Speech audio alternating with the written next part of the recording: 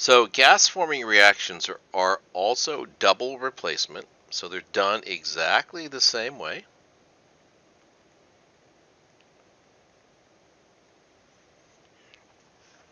And, like we showed gas-forming reaction in experiment one, there were bubbles that came out of it. Okay, that particular reaction was HCl and sodium carbonate or sodium bicarbonate. And so let me show you this reaction. It's a double replacement. I'm going to write it out. It's the same routine that we've done before, so I'm not going to spend a lot of time showing you how to split this up and write it because it's the same as what we've done before. But I would get H2CO3 plus 2NaCl like this. And the aqueous would be the HCl because it's strong, sodium carbonate because of sodium, and sodium chloride because of sodium again. The only thing that's left here is H2CO3, which should also be aqueous, but here's the deal. This is carbonic acid is unstable, and you'll see this with most of these gas-forming reactions. You can take H2CO3 and actually have it decompose and remove a water like this. You'll notice H2O and CO2, when you add them together, give you H2CO3.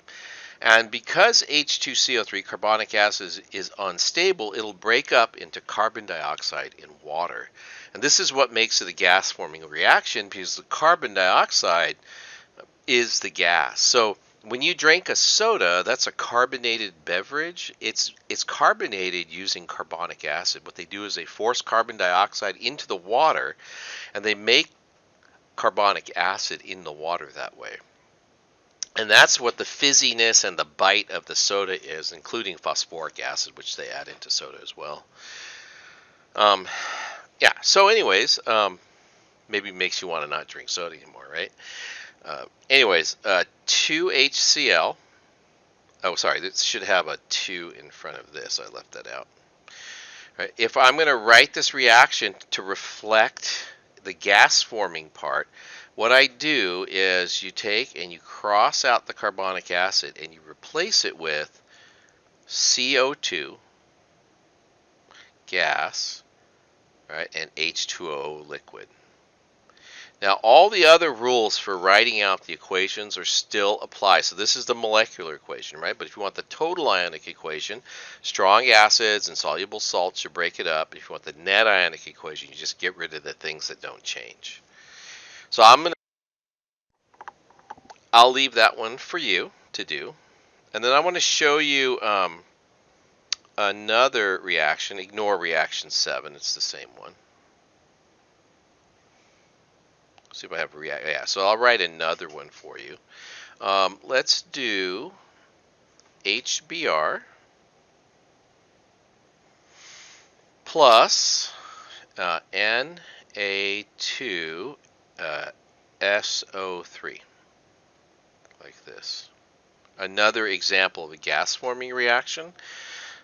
The product again is a double replacement, so I'll end up with H2SO3 plus and then NaBr. It's very similar to the reaction above, and it looks like that when it's balanced. And these are aqueous and aqueous. This is also aqueous because it's an acid, and that's aqueous, right? Now, notice H2SO3 is one of the products you look for that's unstable. When it decomposes, it gives you SO2 and it also gives you water. Turns out ammonia is the same way. This is ammonium hydroxide. If you form this as a product, it'll break up to NH3 and H2O like that. So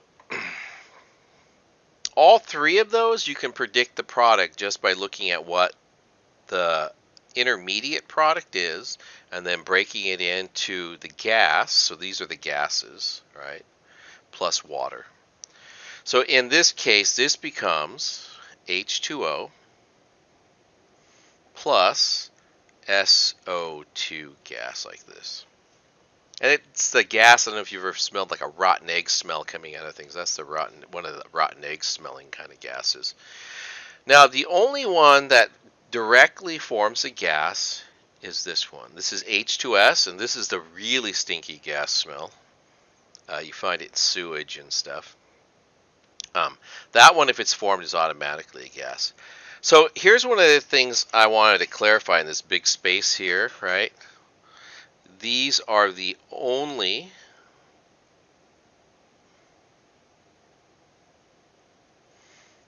gas forming reactions.